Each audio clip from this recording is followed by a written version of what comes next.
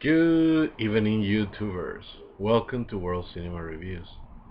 This is your host, Frank the Vamp, and tonight I got some really juicy films that we can really sink our teeth into. And we're talking about two great films, and we have another installment of our foreign original against versus um, American remake. And tonight we're gonna talk about the film, Swedish film, La droite komma in, which in English is Let the Right One In, versus the American remake, Let Me In. And these vampire films are really awesome. Right off the bat, let me just tell you that I enjoy both films. They both have awesome things going on for themselves, but of course, there's some things. Sometimes there's that may tip the balances, one way or the other. And let me let me tell you why I enjoy them, and if they're a favorite, if one of them gonna, which one won, and is anyone, is any particular film did something to take it a little bit over the top. Well, let's just start first with the plot. There is very few variations on the plot for both films, so we're gonna just they're kind of just told in a different way. We're gonna talk about that in a minute, but let's talk about the plot. So we have this strange little boy who has a very neglectful parents, who pretty much don't give a don't give a crap about him. Just let him play outside at night. Don't care. They have huge, horrible problems. In fact, if social services would probably get a hold of them, they'll probably be arrested, or their kid be taken away. But anyhow, that's it's a very sad story for this child. And this little boy pretty much leaves an attendant on on a on this neighborhood, which is different in both films. We're going to talk about that in a moment. And what happens is that this little girl with this older man who may or may not be her father or guardian, takes care of her, and but quickly they sort of, the little boy kind of wants to strike a friendship. The little girl is really reserved and doesn't really want to talk. She doesn't come out during the day. She only comes out at night. She doesn't want to get close to him. And little by little, things are revealed. The little boy is really, I mean, he's abused at school. He's bullied at school really badly. And, the little girl kind of starts to open up to him, and say that he should stand up for himself, and they strike a relationship. And it's really quite sweet. The two little boys, two little boy and a girl, you know being 12, 11, 12, and they're just having a really fun time. They start to strike a real true friendship at night. They kind of talk on Morse code. They start to do what little kids do in their, well, these two weird little kids. But there's no spoiler here. If you've seen the trailer, the little girl, it's a vampire, and the father guardian sort of dude that takes care of him, takes care of the little girl, hunts blood for her and feeds her. Yeah. So the little boy slowly discovers that the little girl is a vampire, and from there, they're the, that's where things get juicy, and I'm gonna stop. Will their relationship bloom? Will he accept the fact that she is, uh, Creature of the night. Is he so weird that he's kind of like very close to what she is? All these questions will be answered. Well, let me just talk to you about the plot. This is so cool. I like horror films that begin talking about what childs go through. You know, Shout out to my friend Boogeyman Band, man. If you check out his page, just Google, YouTube search, uh, Boogeyman Band. If you haven't heard of him, he's awesome. He's one of his favorite films of all time. The um, the vampire film Salem's Lot. That stars with little kids having encounters with vampires.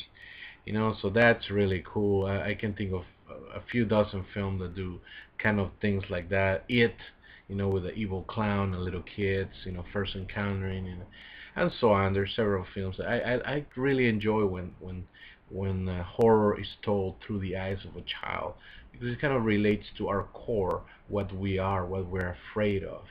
And sometimes some things are, we realize that there's, you know, more horrible things to fear than vampires, like being neglected, being abused, horrible things that can happen to you, being bullied, and this awesome thing. Was the remake necessary? I want to say yes in this case. The remake, because the Swedish original film, it basically, was pretty cool. 2008, got some play here. I actually saw it in the original Swedish language with English subtitles, and I really enjoyed it. And I was really pumped up when 2010 it got remade. Um, but it just, it needed to be brought to Hollywood and the broader audience to get to be more known, and and the great thing, it was done well. So that's the coolest thing. Well, let's just keep going here. The characters now. The original version was directed by Thomas Alfredson and stars Care Hedenbrand as Oscar and Lena Linderson as Ellie. And what happens here is that it's just really cool. I love the casting on this one, but I like, but there's some things that I really gotta tell you about this. In the American British version of the film in 2010, it was done by Matt Reeves, directed very well by Matt Reeves, thank you. And it stars, um, just a sec, well, Chloe Grace Moretz, from Carrie fame, um, and she's awesome, man. And we have Cody Smith-McPhee as Owen, and Chloe Grace Moretz plays Abby. So they're both. So we got these two, and let me just right off the bat. I admire. Before we that, let's talk about directors. Both directors did great jobs. Um, and we're gonna do a little bit more analysis in a second. But actually, let's just go by talking more about the actors here. The little boy Owen here, Smit-McPhee, did a fine job, but truly, the little kid who plays Oscar, um, which is Kare Hedenbrandt, that little kid is really creepy. He really looks like he's suffering inside. Um, at the end, he's really extremely creepy. The end is awesome, by the way, and it's the same of both films. There is just so cool the way he plays it. Now, the other girl, Lena Linderson as Ellie, she's great. She's awesome. But to me, Chloe Grace Moretz just wins, hands down, man.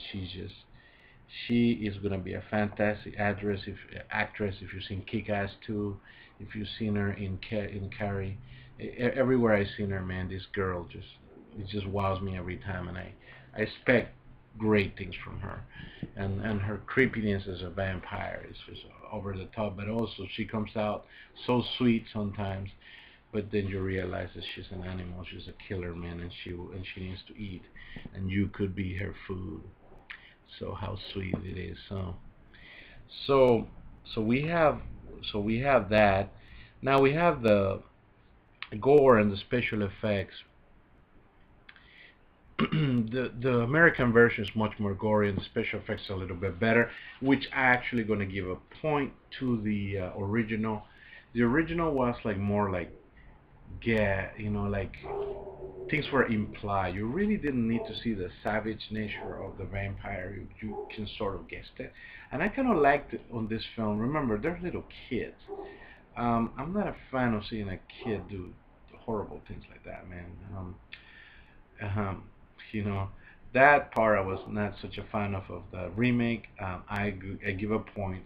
The original was like more implied violence, which I really enjoy.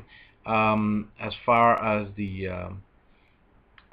so there is a big twist in the story, and it's much better explained on the remake. There are things that are explained much better in the remake. You say, oh, in the other film you kind of had to think about it, which is kind of challenging, but in this one it goes right to the point. It doesn't hit you over the head with it, but it tells you what happened. And when you realize this twist is really, really creepy, man, at the end, it will blow your mind off, man. You know, so directors, man, the director of the Swedish version um, really concentrates on the little boy a little bit more, I think, and gives you the story to think, to develop the thinker, which I like. The American remake director, he tries to give you more of what an American audience would like, which is gore. He gives you a better explained story, which I enjoy as well. So bottom line, man, which one of the films do I enjoy more? I thought about long and hard about this one, and I'm gonna give this one a tie. Um, it was gonna be a short win by the original, but a small win. But when I thought about it, the actual gore, and that, even though that detracted from the remake, Chloe Grace Moretz really win me. She convinced me she's that vampire little girl. She really creeped me out. There is that scene that you gotta see, which is fantastic, where she gets denied access to a place. As you know, vampires can't come into your house unless you invite them. You know, it, it's been like that since the Lost Boys, I think. Well, I think it's no, actually, I'm kidding. It's been like that ever since Dracula. I think there's the original Dracula, or one of the earlier versions with Bela Lugosi. He can't come in either unless you invite him. Yeah, I think so too. He can't. That's a vampire lore and full. So I enjoy both equally, man. I think you guys should watch these two films. They're equally awesome. I would extremely recommend that you watch them with an open mind. It's extremely The endings are really tough to go through, and if there's some opinion, you can actually form your opinion of what happens after. People can talk to you about it, but I think that both directors did a fine job kind of leaving it to you to think it's going to take that type of of turn and twist, or it's going to be pretty much as expected. Next video, we're going to talk about the Fearless Vampire Killers, or Dance of the Vampire. So I hope you enjoyed this one. If you like it, say so. If you didn't like it, tell me why. God bless, take care, and have a good evening.